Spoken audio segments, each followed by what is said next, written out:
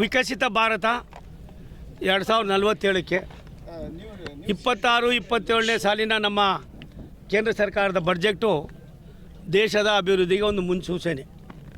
ರಾಷ್ಟ್ರದ ಪ್ರಧಾನಮಂತ್ರಿ ನಮ್ಮೆಲ್ಲರ ನೆಚ್ಚಿನ ನಾಯಕರಾದ ನರೇಂದ್ರ ಮೋದಿಯವರು ಈ ದೇಶದ ಸರ್ವಾಂಗೀಣ ಅಭಿವೃದ್ಧಿಯಲ್ಲಿ ದಾಪುಗಳನ್ನು ಹಾಕ್ತಕ್ಕಂಥದ್ದಕ್ಕೆ ಎಲ್ಲ ಸೆಕ್ಟರ್ನಲ್ಲೂ ಕೂಡ ಭಾರತ ದೇಶದ ಸರ್ವಾಂಗೀಣ ಅಭಿವೃದ್ಧಿಯಲ್ಲಿ ಎಷ್ಟು ಇಲಾಖೆಗಳಿಂದ ಅಭಿವೃದ್ಧಿ ಆಗ್ಬೋದು ಆ ಎಲ್ಲ ಇಲಾಖೆಗಳಿಗೂ ಕೂಡ ಅಭಿವೃದ್ಧಿ ಕೊಡ್ತಕ್ಕಂಥದ್ದಕ್ಕೆ ಒಂದು ವಿಕಸಿತ ಭಾರತ್ 2047 ಮಾಡಿದ್ದಾರೆ. ಆ ವಿಚಾರದಲ್ಲಿ ಈಗಾಗಲೇ ನಾಗಾಲೋಟದಲ್ಲಿ ಭಾರತ ಸರ್ಕಾರದ ಕಾರ್ಯಕ್ರಮಗಳು ನಡೀತಾ ಇದೆ. ಇವತ್ತು ರೈಲ್ವೆ ಇಲಾಖೆ, ಜಲಶಕ್ತಿ ಇಲಾಖೆ ಎರಡೂ ಇಲಾಖೆಗಳು ಕೂಡ ನನ್ನ ಒಂದು ವ್ಯವಸ್ಥೆಯಲ್ಲಿ ಬರೋದರಿಂದ ಇವತ್ತು ರೈಲ್ವೆ ಇಲಾಖೆಯಲ್ಲಿ 52,000 ಕೋಟಿ ರೂಪಾಯಿಗಳನ್ನು ಹಳೆಯ ಕಾಮಗಾರಿಗಳಿಗೆ ಈಗಾಗಲೇ ಕೊಟ್ಟಿದ್ದಾರೆ. ಅದರಲ್ಲಿ ಇವೆಲ್ಲವೂ ಕೂಡ ಕೈಗೆತ್ಕೊಂಡಿದ್ದೀವಿ.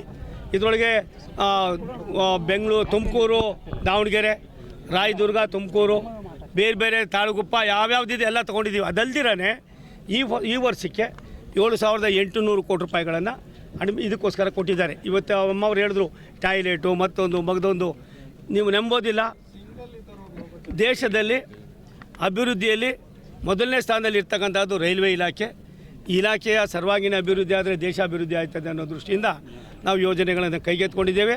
ಅದಲ್ದಿರ ಜಲಶಕ್ತಿಯಿಂದ ಕೇವಲ ಸನ್ಮಾನ್ಯ ನರೇಂದ್ರ ಮೋದಿ ಸಾಹೇಬರು ರಾಷ್ಟ್ರದ ಪ್ರಧಾನಿಗಳಾದಾಗ 3 ಕೋಟಿ ಜನ ಇಡೀ ದೇಶದಲ್ಲಿ ಶುದ್ಧ ಕುಡಿಯೋ ನೀರನ್ನು ಕುಡಿತಾಯಿದ್ರು. ಇವತ್ತು 15.67 ಕೋಟಿ ಜನ ಮನೆಗಳು ಇವತ್ತು ಕುಡಿಯೋ ನೀರನ್ನು, ಶುದ್ಧ ಕುಡಿಯೋ ನೀರನ್ನು ಕೊಡ್ತಾ ಇದ್ದಾರೆ. 5 ಲಕ್ಷ ಕೋಟಿ ರೂಪಾಯಿಗಳನ್ನು ಬಿಡುಗಡೆ ಮಾಡಿದ್ರು. ಕರ್ನಾಟಕವು ಕೂಡ ಅದರೊಳಗೆ ಸೇರ್ಪಡೆ ಆಗಿದೆ. ಇನ್ನೂ ಕೂಡ ಕೆಲವು ಯೋಜನೆಗಳಿಗೆ ಇದೆ ಅನ್ನೋದನ್ನು ಇವತ್ತು ಎಲ್ಲ ನಮ್ಮ MP ಸಾಹೇಬರುಗಳು ಮತ್ತು ಸರ್ಕಾರ ಇದಾಗಿದೆ. ನಾನು ಈ ಸೆಷನ್ ಮುಗಿದ ಮೇಲೆ ಅದಕ್ಕೋಸ್ಕರ ಇವಾಗ ಒಂದು ಸಭೆಯನ್ನು ಕರಿತಾ ಇದ್ದೀನಿ. ಕರೆದು ಮುಖ್ಯ ಕಾರ್ಯದರ್ಶಿಗಳನ್ನು ಮತ್ತು ಸಂಬಂಧಪಟ್ಟ ಮಂತ್ರಿಗಳನ್ನು ಕರೆದು ರಾಜ್ಯದಲ್ಲಿ ಯಾವ್ಯಾವ ಜಿಲ್ಲೆಗಳಲ್ಲಿ ಯಾವ್ಯಾವ ತಾಲೂಕುಗಳಲ್ಲಿ ಈ ರೀತಿಯಾದ ಶಾಶ್ವತವಾದ ಕುಡಿಯೋ ನೀರು ಯೋಜನೆಗಳಿಗೆ ಏನು ಮಾಡಿದ್ದೀರಂತ ನೋಡಿ ಅದಕ್ಕೂ ಕೂಡ ಯುಟಿಲೈಸೇಷನ್ ಸರ್ಟಿಫಿಕೇಟ್ ಪಡೆದು ಹಣವನ್ನು ಬಿಡುಗಡೆ ಮಾಡ್ತಕ್ಕಂಥ ಕೆಲಸವನ್ನು ಮಾಡ್ತೀವಿ.